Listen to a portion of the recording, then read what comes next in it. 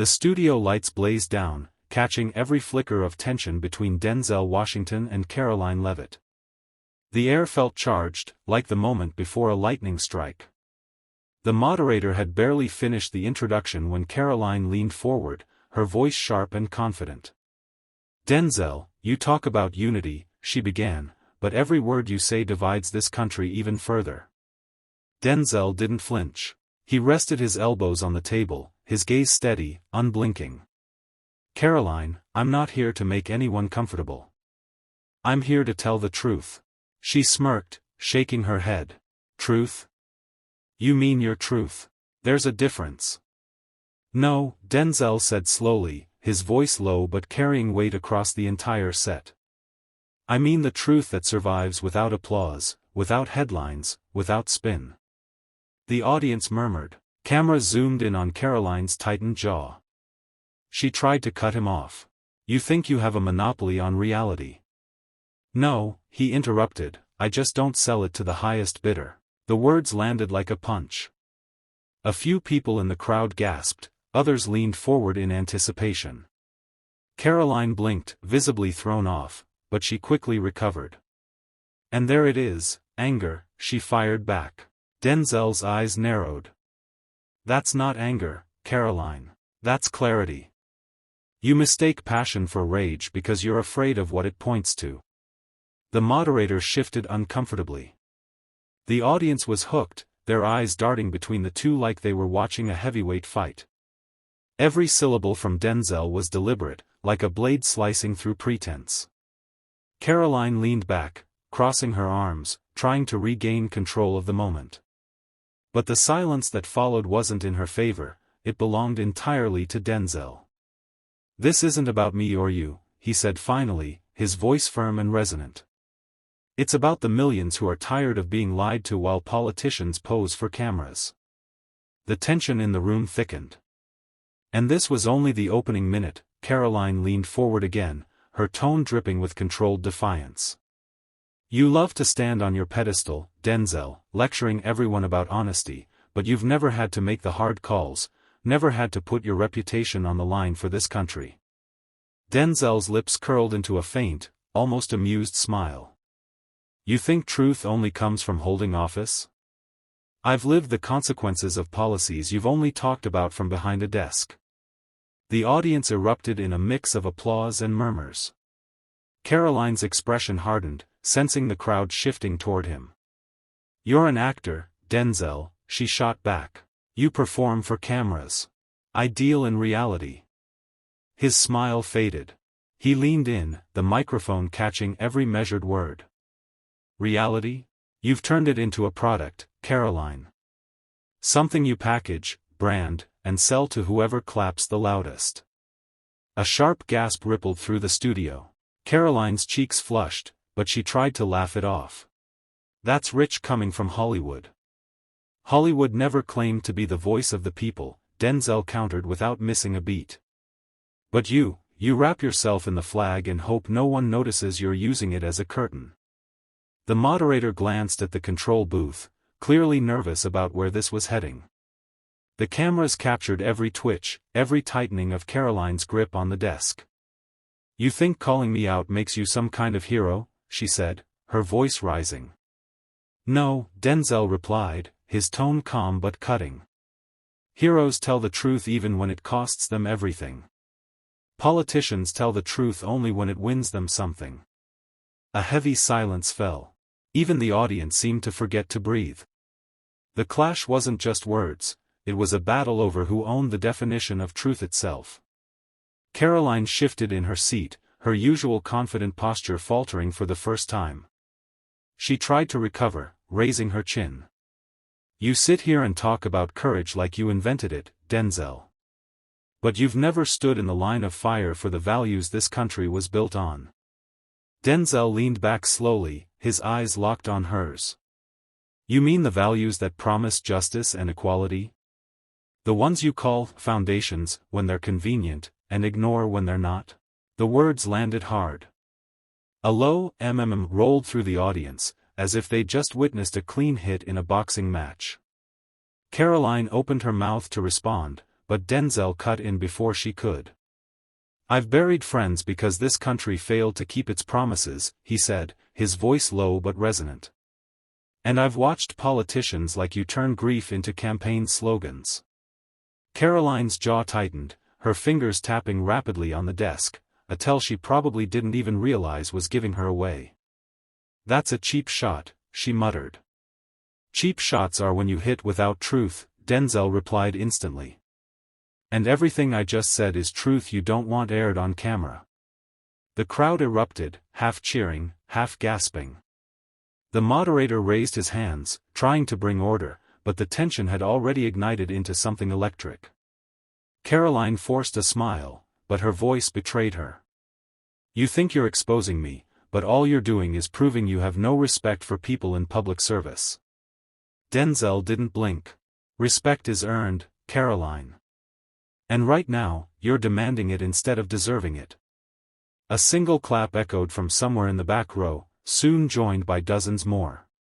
Karoline glanced at the audience, realizing the momentum was slipping from her grasp. And Denzel, cool, unshaken, looked like he was just getting started. The moderator leaned forward, sensing the conversation teetering on the edge. "All right, let's keep it civil." Denzel didn't take his eyes off Karoline. "Civil is telling the truth without sugarcoating it. If that's a problem, then maybe the real issue is you can't stand being questioned." Karoline straightened, her voice rising. "I can handle questions.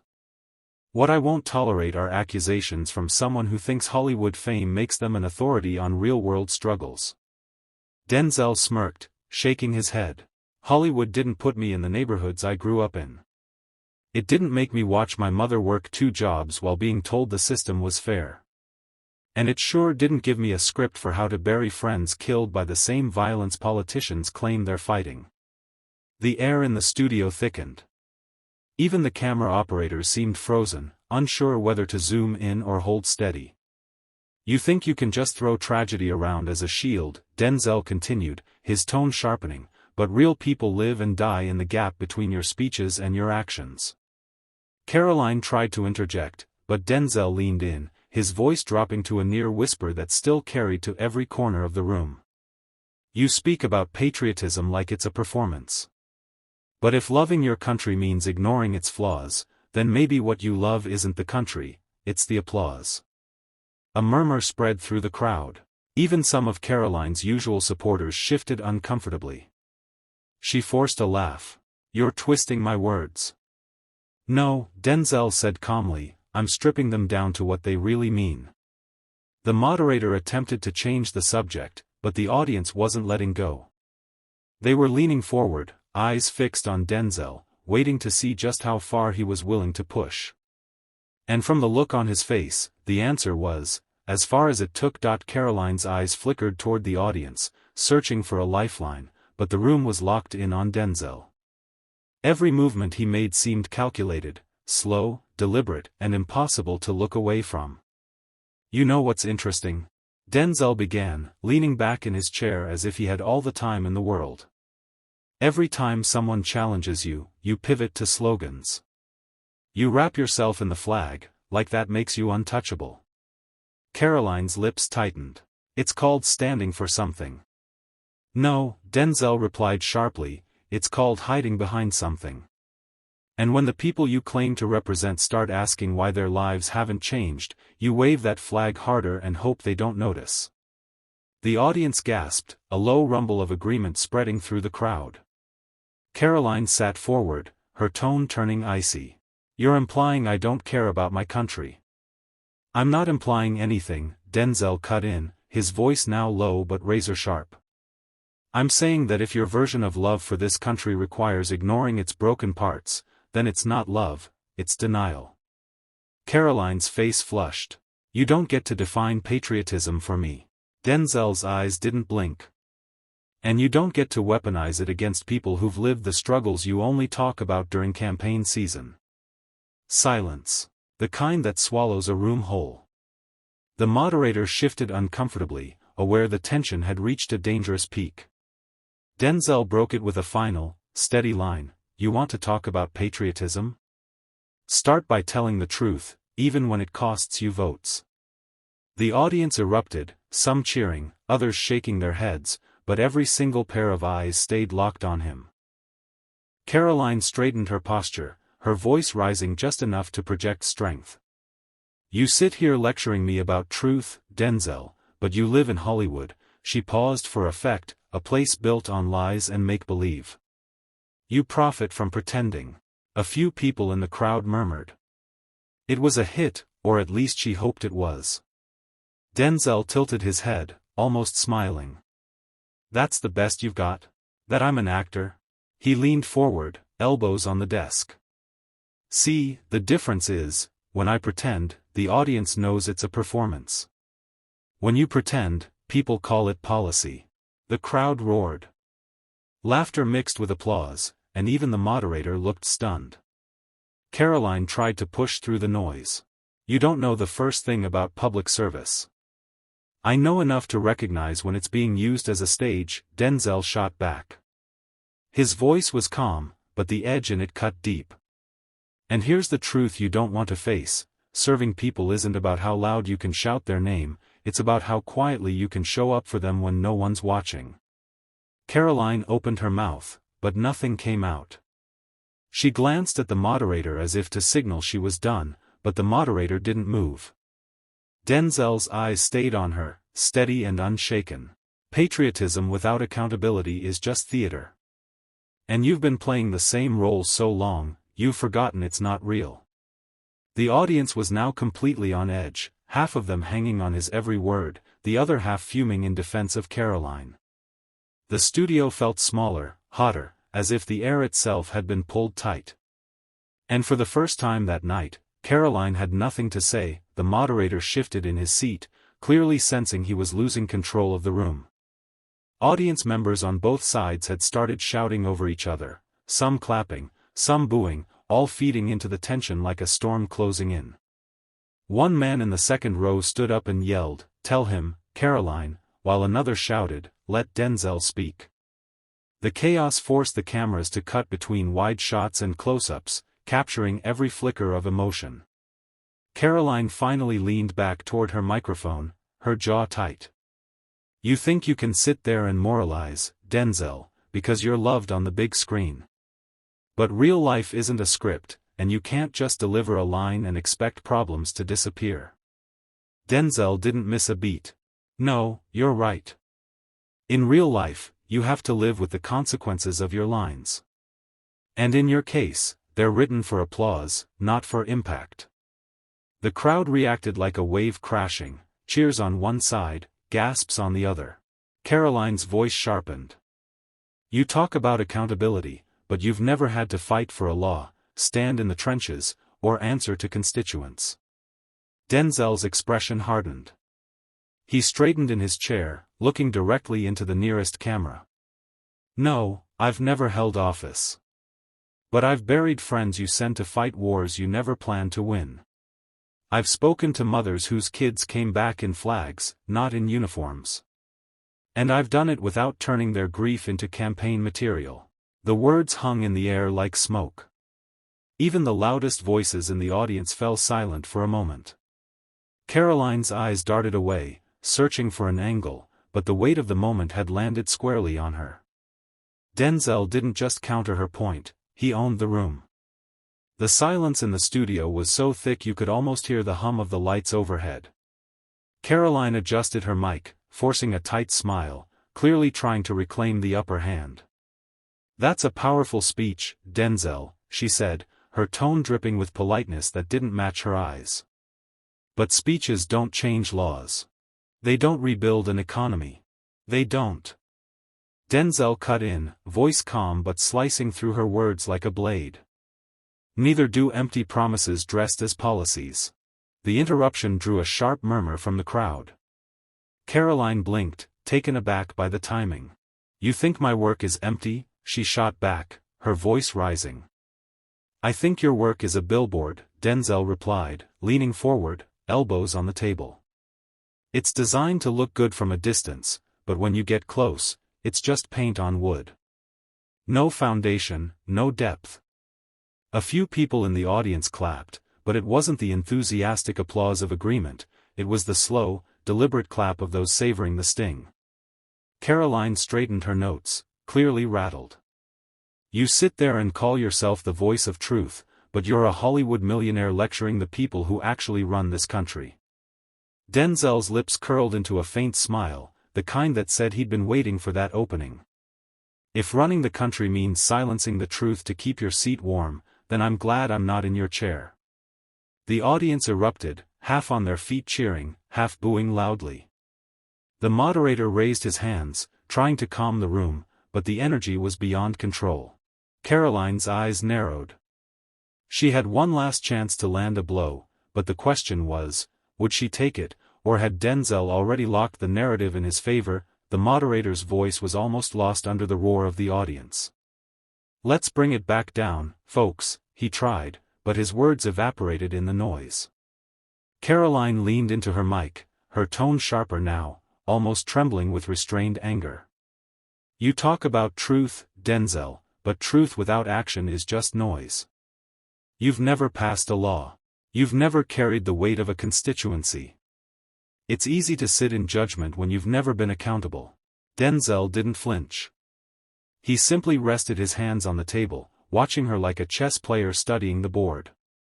The pause was deliberate, long enough for the audience to shift in their seats. You want accountability, he said finally, his voice low but commanding. Let's talk about that. Karoline straightened, sensing a trap. Go ahead. Accountability isn't about sitting behind a desk and signing papers with your name on them, Denzel continued. It's about the people who can look you in the eye after you've made a decision and say, you did right by me. Tell me, Karoline, can they? The question hung in the air like a loaded gun. Karoline opened her mouth, then shut it again, realizing any answer could be twisted against her. The audience felt it too.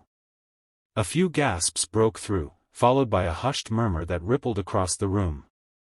Denzel leaned back, letting the tension breathe. See, I've been accountable my whole life. Not to a party, not to a title. To the truth. And the truth doesn't need a campaign slogan to stand. Karoline's jaw tightened. She shuffled her papers, not because she needed them, but because it gave her something to do with her hands. The moderator glanced between them, knowing the next exchange could decide the narrative that would dominate tomorrow's headlines. The lights in the studio seemed to burn brighter, the air thick with the weight of the silence between them. The moderator hesitated, sensing that the next words would either explode the room or end the clash entirely. Karoline finally spoke, her tone measured but defensive. I stand by my choices, and I'll let history decide if I was right. Denzel leaned forward, elbows on the desk, eyes locked on hers. History isn't a judge that shows up decades later, Karoline. It's happening right now, out there. He gestured toward the audience, then toward the cameras broadcasting to millions.